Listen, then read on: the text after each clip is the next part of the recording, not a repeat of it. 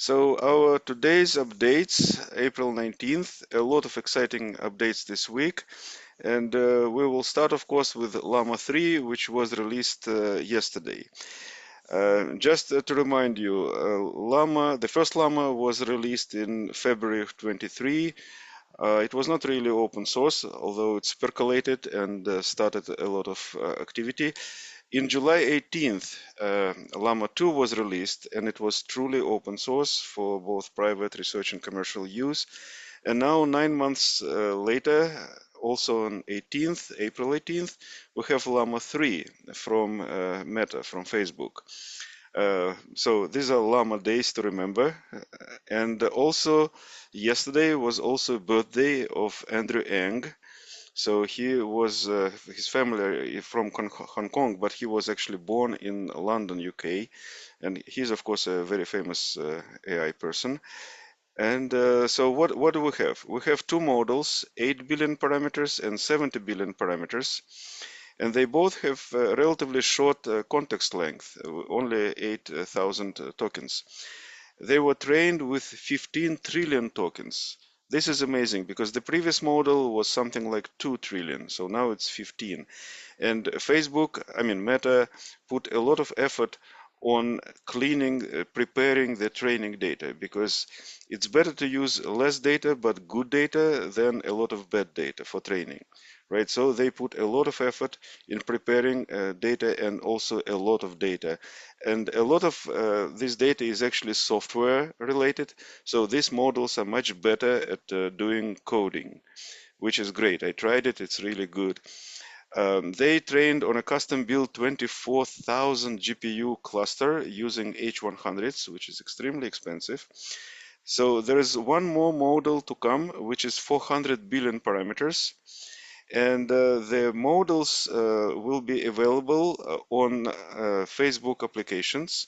So this is example. They add like a search bar, a meta search bar on Instagram, on the Messenger. It's supposed to be on WhatsApp, but I haven't seen it yet. So anyway, so we will have 400 billion parameter model, and this is not mixture of experts. This is a dense model, and so is 70B and 8B models. So the new model will also have longer context, and I think they also will upgrade the smaller models for longer context as well. And also people are now started fine-tuning them, and we will get fine-tuned versions with longer context. And they also promised multimodality. Now, here is a table from their blog announcements. And by the way, these are the links. So it starts with the blog announcements of the model. And then here, meta.ai, this is like ChatGPT. You go there, you can talk to it. You can ask questions, get answers. It's free. There is a GitHub repository because remember, it's open source. Llama Metacom, Llama downloads, where you can download it. Hugging Face also has it. They already added it to Transformers library on Hugging Face, and it's already on Llama. And this is, by the way, I want to show you. So this is my terminal, and I do all Llama, run Llama 3. So it starts. It's on my old Mac. Come on, load. Okay, so why sky is blue? Like this question is really famous, but you see, it works immediately, right? So let's ask some other question. Write Python code to calculate factorial without recursion. And and this is the code. So as you see, extremely fast, extremely effective. Lists last 50 US presidents chronologically.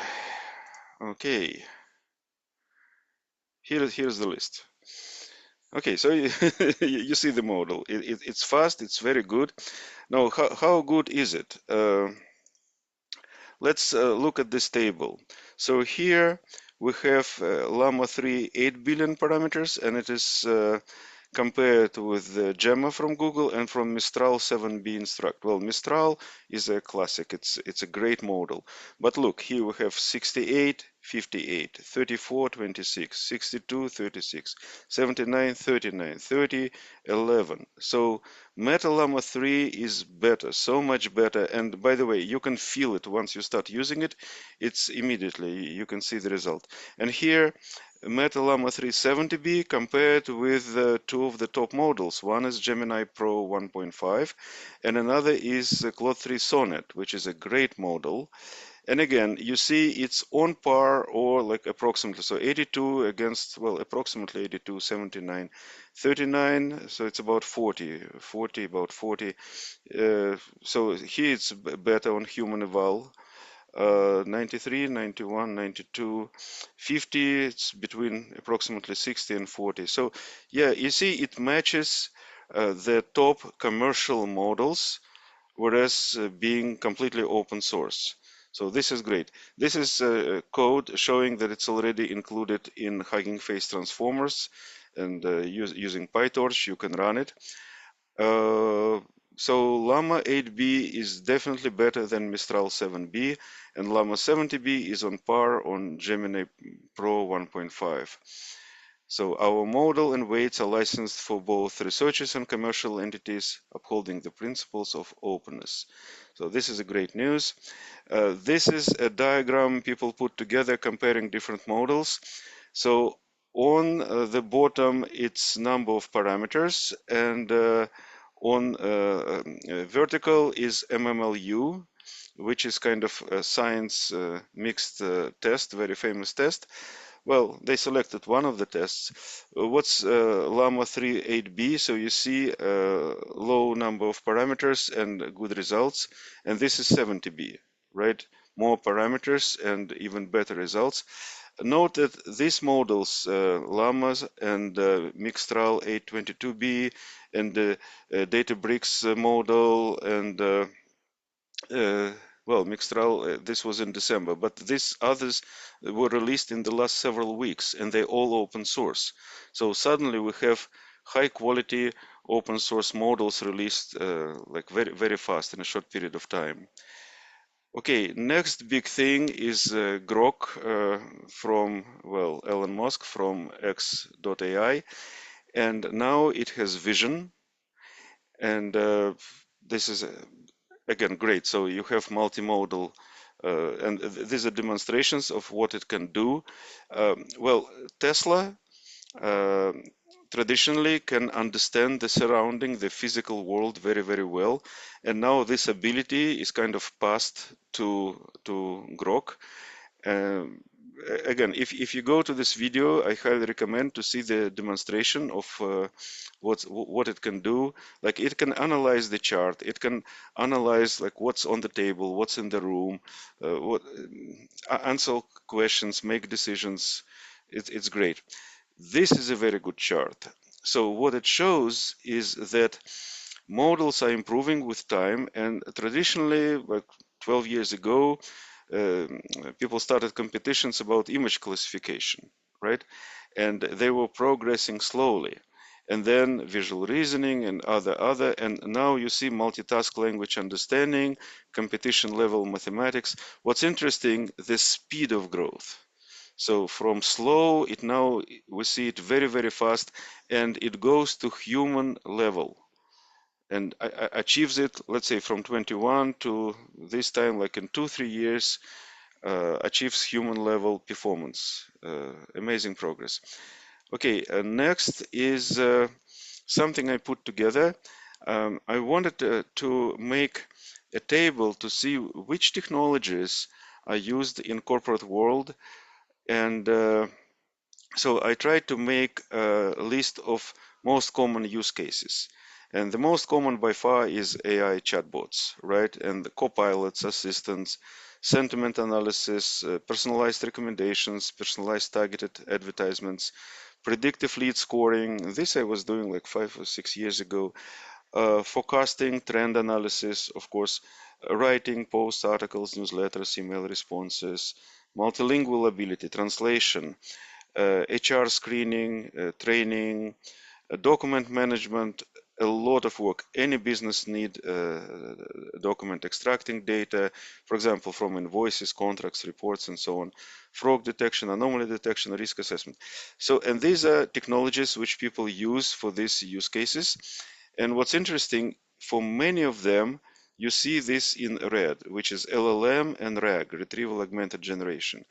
So if you starting AI, what you can do, you can make a project which is use RAG and LLM, and these are these small hinges which open many huge doors and allow you to make a lot of AI projects in your company. So here I put some examples, but I just say in organization, it's not interesting. People say, well, you could have written so many examples, and yes, I could, but I just wanted to emphasize that if you just select LLM and RAG, you already will be in good shape moving your organization in Gen AI direction.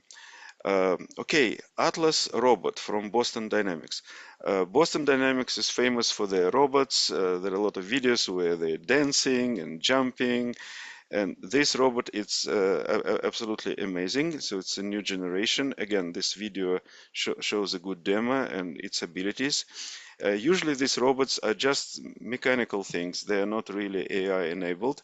But this one is, well, new mechanics. It's completely electric, new design. Uh, Creating a talking avatar in a minute. Well, you've seen videos with talking heads, but what maybe you don't know that you can create one in literally under a minute. All you have to do is to go to d-id.com and they have trial and it's very easy to do. You can also upload your own image and you will have avatar talking with mimics and everything. So it's very easy to do. Okay, LLM response time. Here I show for GPT 3.5 Turbo and GPT-4. And you see this busy graph over time, the duration of the response. And these are different models, GPT-4 and GPT-3 from OpenAI and from Azure. And here I remove GPT-4. So you see this horizontal, very fast, very short. You know what? Let me just show you what it is.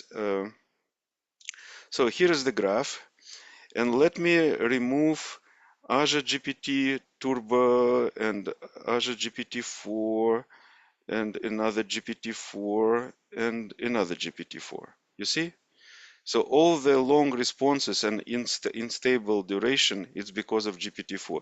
GPT-3 itself is very predictable. It's under 5 seconds. And if I will remove this particular one or this one, then it's even shorter.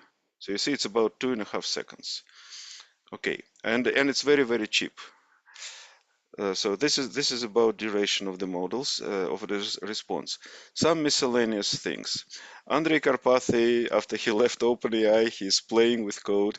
So he created a C code, which is about 1,000 lines of code, and then several people joined the project to add CUDA to it.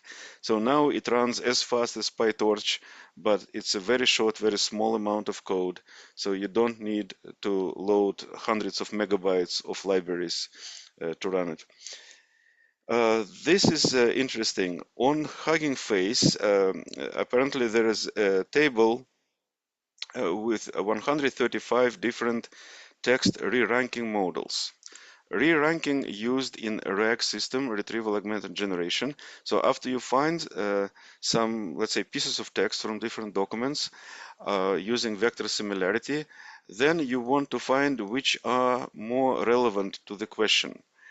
And for this, you can use re-ranking models. And you see it's already so common that people created multiple models. And okay, let me maybe, will it show? Yeah, these are some models, but there was a, okay, what is this? Okay, uh, there was a leaderboard. Okay, I don't have the link for leaderboard. Anyway, so it's very easy to use. Fine. Next is a recent GPT-4 upgrade. GPT-4 now reclaimed its throne on the top of the leaderboard. Sam Altman's quote, GPT-4 now significantly smarter and more pleasant to use. Yeah.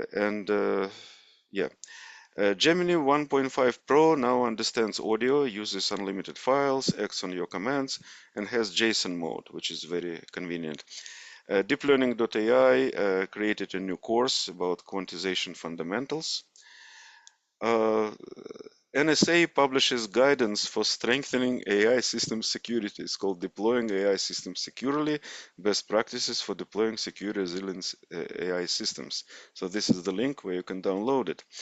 Mistral AI, well, they recently were valued in 2 billion. Now they're already valued at 5 billion because they're searching for more money, maybe several more $100 million. Microsoft released VASA 1, and this is real-time, lifelike, audio-driven talking faces. What's important, it's real-time. So this is the link, this is demonstration and explanation how the system works. Training costs continue to be high. So the big models like OpenAI GPT-4, Google Gemini Ultra, so we're talking about close to $200 million to train the model.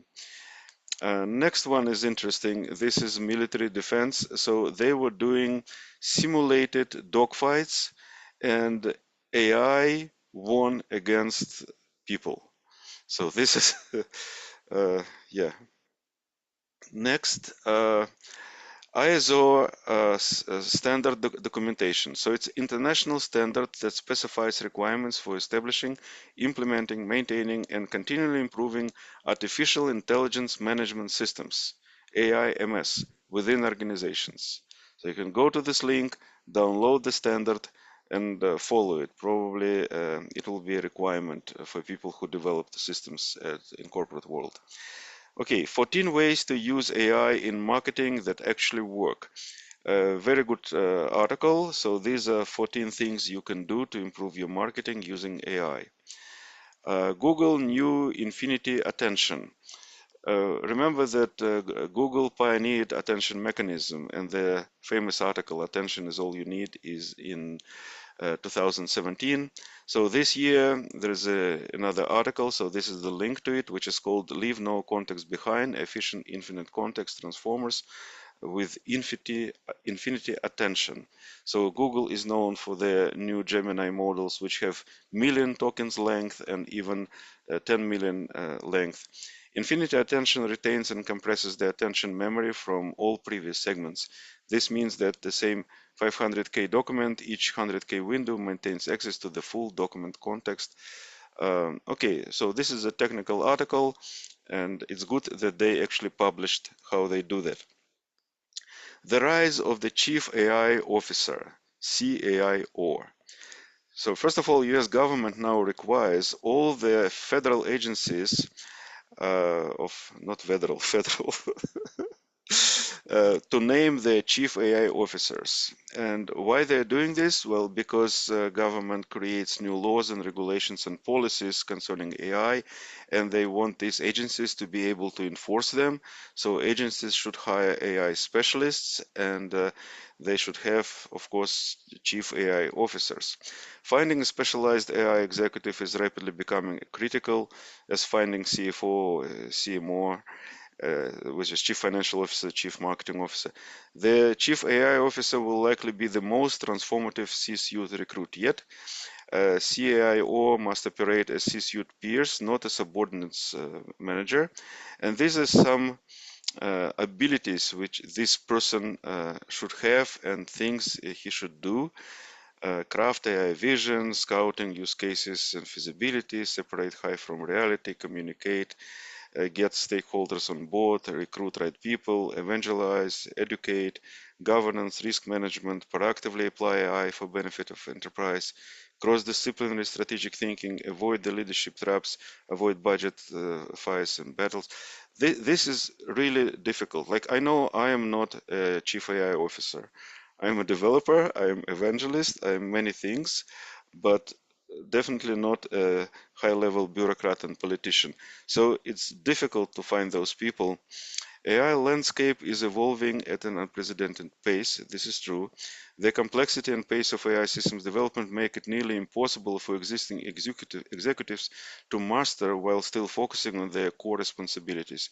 Yeah, I find this true. I talk to many managers and they're busy, and I tell them, guys, you have to learn AI, you have to keep up to date, but they just can't. They're so busy and stressed. Chief AI officer offers a strategic advantage. So if a company has one, they have advantage, guiding an organization through the complexities of AI integration. Where to look for the right Chief AI Officer candidates? Well, these are seasoned technical specialists, AI specialists, cross-disciplinary, strategic innovators, transformation trailblazers. The benchmarks for an exceptional Chief AI Officer will change over time. So here are some links, and this is a link for the original article. Okay, Nvidia Speech and Translation AI. So this is on Hugging Face, and these are models related to speech recognition. And maybe it's a little bit small here, but NVIDIA on the first place, NVIDIA on the second place, on the fourth place, on the on the fifth. So it completely takes over. So what they have automatic speech recognition family of models. They have multilingual, multitask, and translation models. What's interesting that they do end-to-end training and they perform very good and very fast in noisy environments, in different environments. So if you need to work with audio, NVIDIA is your friend. Okay, modern fast storage. Well, usually we don't talk about hardware, well, other than specialized chips for AI, but if you look under the hood of the modern servers, they use fast hard drives, or rather SSDs. And this is the example of a drive which is 61 terabyte in size. So this type of drive would cost about $7,000-8,000. It's really fast. So you're talking about 7 gigabytes read and 3 gigabytes write. So, and they're very reliable also. Another noteworthy point, media companies are losing visitors. Elon Musk quote, legacy media simply can't compete with hundreds of millions of humans providing real-time AI-assisted interactive information. So you see, over the last 4 years, the visitors of Fox News, CNN, New York Times, and Washington Post went down dramatically. So that's what's happening. Now, crowdsourced Arena leaderboard, last updated on the 13th.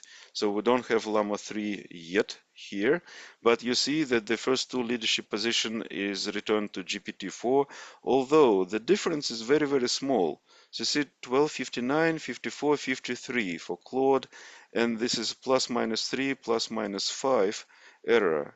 So it's approximately so they're very similar. Now, there are some open source models, of course. Mistral 87B is here, way below GPT 3.5 Turbo, and here and here. And Mistral 822B, you see, it's a good place. So, okay, these are changes. Now, layoffs.